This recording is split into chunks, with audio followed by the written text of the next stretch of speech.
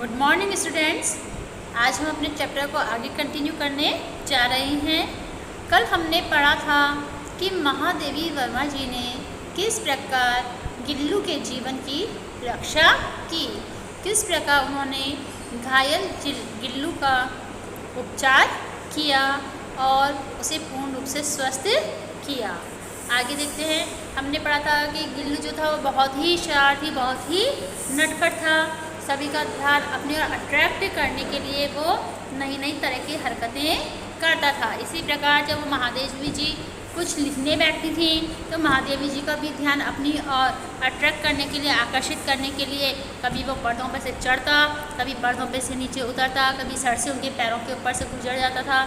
इस प्रकार वो महादेवी जी को उठने के लिए विवश कर ही देता था और आखिरकार उनको उठना ही पड़ता था। और वह जब गिल्लू को और लास्ट में वो क्या गिल्लू को पकड़ करके एक लिफाफे में इस प्रकार रख देती थी कि उसके अगले दोनों पंजे और सिर के अतिरिक्त सारा गात यानी शरीर, उसका जो सारा शरीर था लिफाफे के भीतर ही बंद रहता था।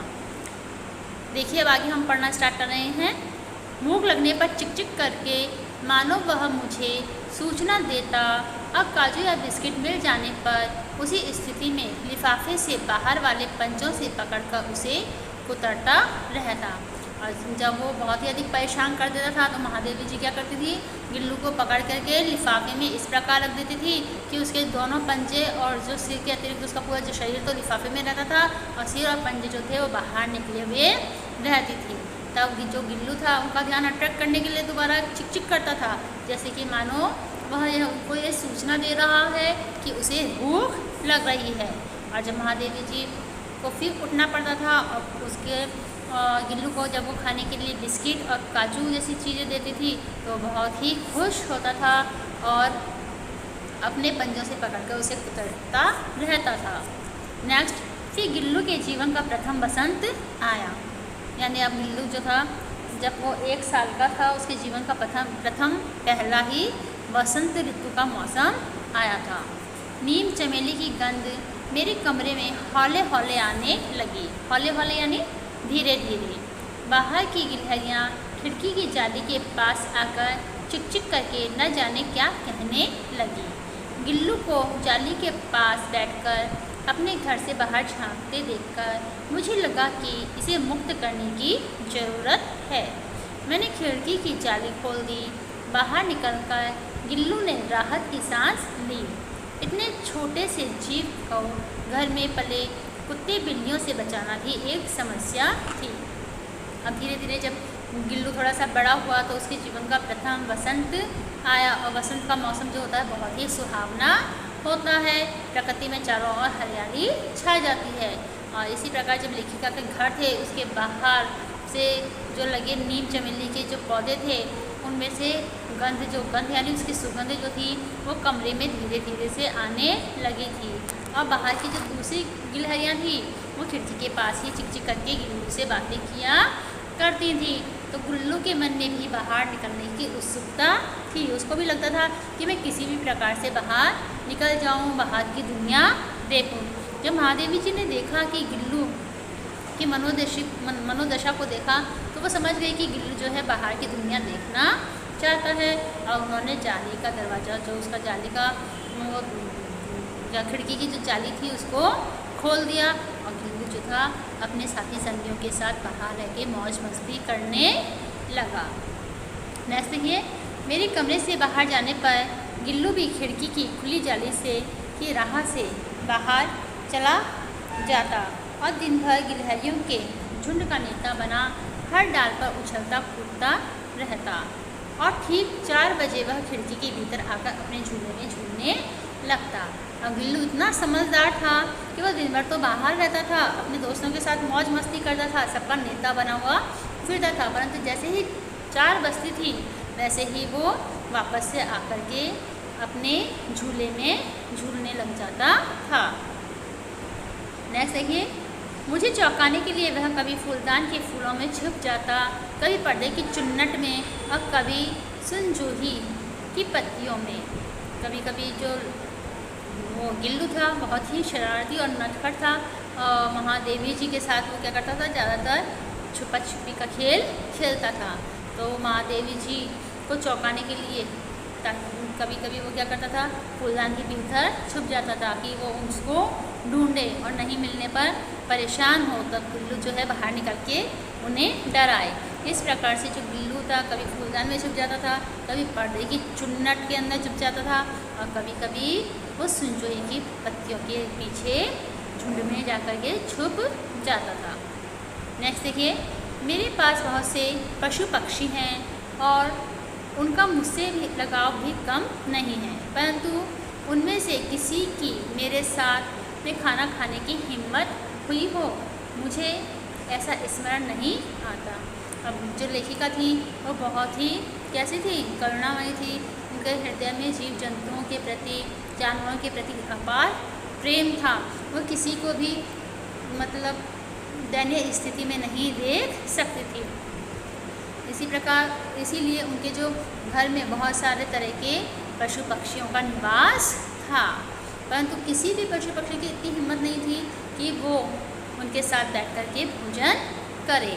परंतु जो गिल्लू था वो अपवाद था, यानी गिल्लू क्या करता था, ज़्यादातर उन्हीं के साथ में ही भोजन करता था। वो खाना खाने बैठती तो वो उनके टेबल पे चढ़ कर के बैठ जाता था।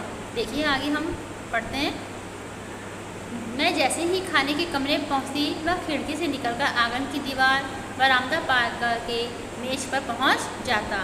मेरी थाली में से एक एक चावल उठाकर बड़ी सफाई से खाता रहता और महादेवी जी की प्लेट में ही बैठ कर के खाना खाता था। उसे चावल पसंद थे और वह उनकी थाली में से एक एक करके बड़े प्यार से चावल खाता था। काजू उसका प्रिय खाद्य था। काजू उसको बहुत ही अधिक पसंद था और एक दिन तक काजू ना मिलने पर वह अन्य खाने की चीज़ें तो या तो लेना बंद कर देता था या झूले से नीचे फेंक देता था। और यदि एक दिन भी उसको काजू नहीं मिलता था तो वो अन्य चीज़ों को खाना ही पसंद नहीं करता था। अगर वो ले भी लेता था तो क्या करता था, वापस से उस चीज़ को झूले से नीचे फेंक देता था। उसी बीच मुझे मोटर दुर्घटना से आहत होकर कुछ दिन अस्पताल में रहना पड़ा।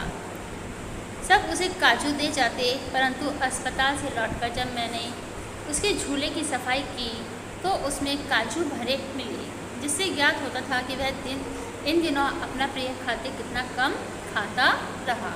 और अचानक से एक बार क्या होता है, महादेव जी की मोटर कार से दुर्घटना हो जाती है और दुर्घटना होने पर कुछ दिनों के लिए उन्हें अस्पताल में ही रहना पड़ता है।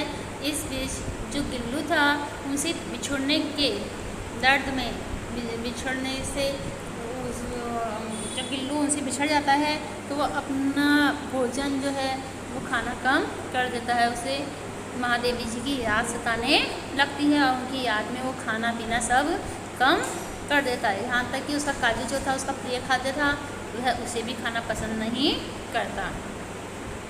मेरी अस्वस्थता यानी बीमारी, अस्वस्थता का अर्थ होता है बीमारी। मेरी अस्वस्थता में वह तकिए पर सिरहाने बैठकर अपने नन्हे नन्हे पंजों से मेरे सिर और बालों को हौले हौले सहलाता था। और जब महादेवी जी को जब अस्पताल से छुट्टी मिली और जब वे घर पे आई तब गिल्लू जो था उनका बड़ा ध्यान रखने लगा और महादेवी जी के सिरहाने बैठ जाता था, उनके सिर को बड़े प्यार से सहलाता था। नन्हे नन्हे पंजे जो थे उसके, उनसे उनके बालों पर हाथ फिरता रहता था।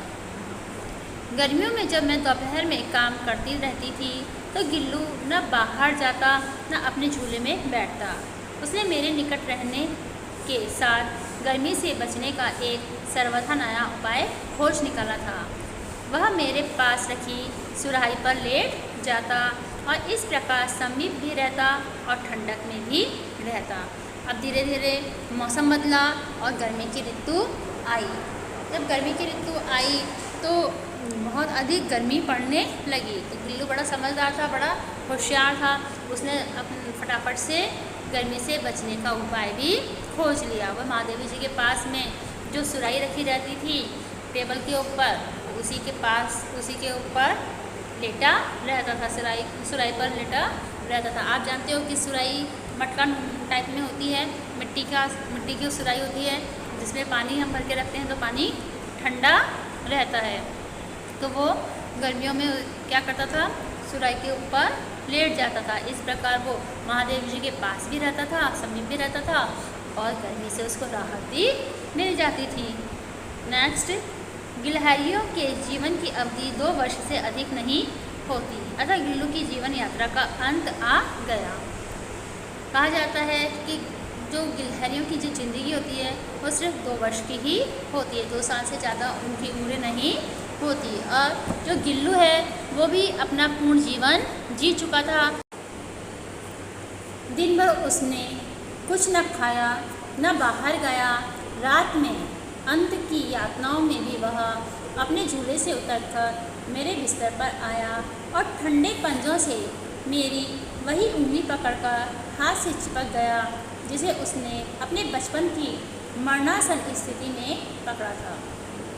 और जब गिल्लू की मृत्यु निकट आ गई थी तो उसी दिन से उसने अपना खाना पीना त्याग दिया था। उसने दिन भर से ना तो कुछ खाया ना पिया, ना बाहर खेलने कूदने गया। और जो उसके जीवन की जो यातना थी, अंतिम समय में जो उसकी यातनाएँ थी, दुख तकलीफ़ थी, उसमें भी उसने क्या किया, अपने बिस्तर से उतरकर महादेव जी के पास आया और अपने ठंडे ठंडे पंजों से उसने उनकी उंगली पकड़ ली, जैसे उसने मरणासन स्थिति में अपने बचपन की अवस्था में पकड़ी थी।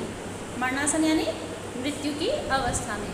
जब उसका प्रथम मुलाकात, उसकी प्रथम बार जब वो महादेवी जी से मिला था तो उनको मरणासन अवस्था में ही मिला था और यही स्थिति अभी मृत्यु के समय उसकी हो रही थी।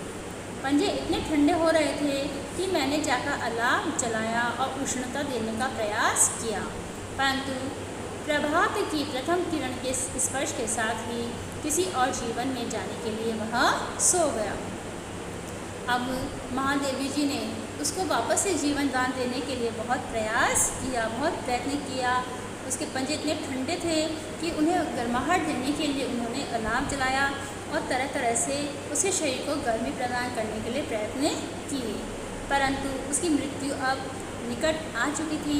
इसी कारण प्रभात की यानी जैसे ही सुबह की प्रथम किरण के साथ सूरज उदय हुआ, सूरज के प्रथम किरणों ने जब धरती को स्पर्श किया, उसी के साथ जो गिल्लू था उसका जीवन समाप्ति की और अग्रसर हो गया और उसने नए जीवन में प्रवेश किया। तो बच्चों, इस प्रकार आज हमने अपने चैप्टर की रीडिंग करी है। आपको ये चैप्टर समझ में आया होगा। ठीक है, कल हम कठिन शब्दार्थ करेंगे। ओके।